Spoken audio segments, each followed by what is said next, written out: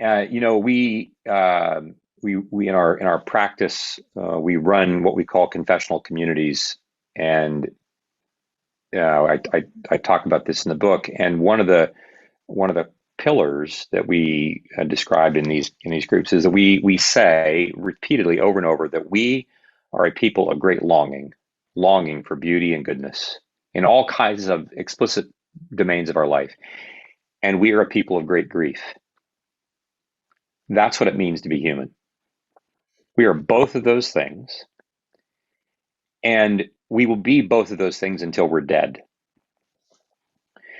But life and the creative act and being a father of 3 kids under 4 or being an entrepreneur takes place in the presence of both of these, because running in between them, we hear Jesus' words that says, I tell you these things so that in me you will have peace.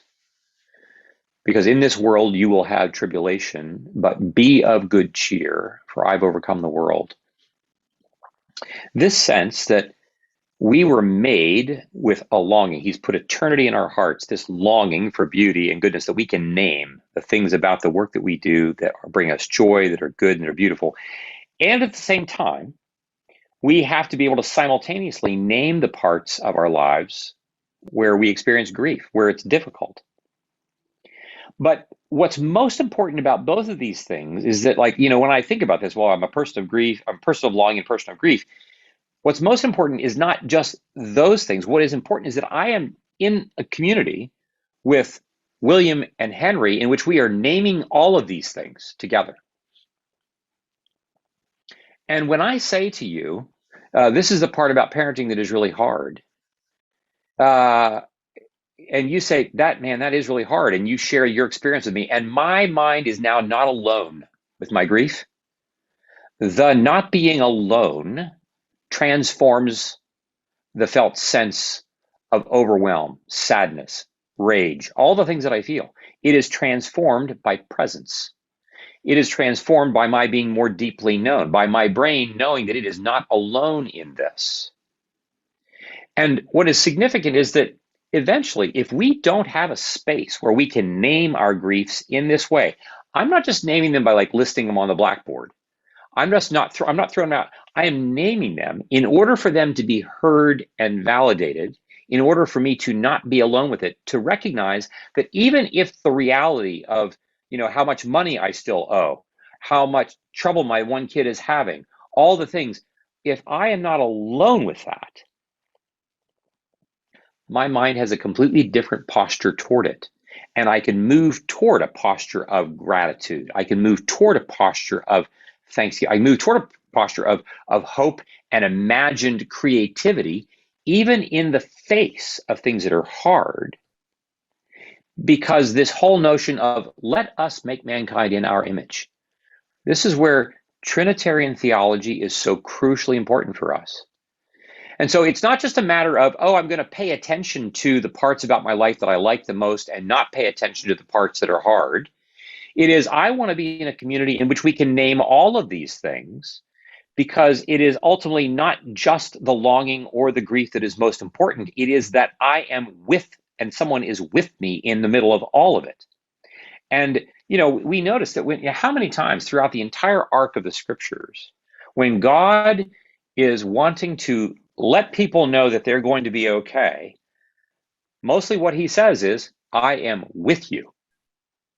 He doesn't say, I'm with you and I'm going to do this and this and this and this. He just says, Jesus says, I am with you even to the end of the age. And he doesn't add on lots of other footnotes about what it means he's going to do.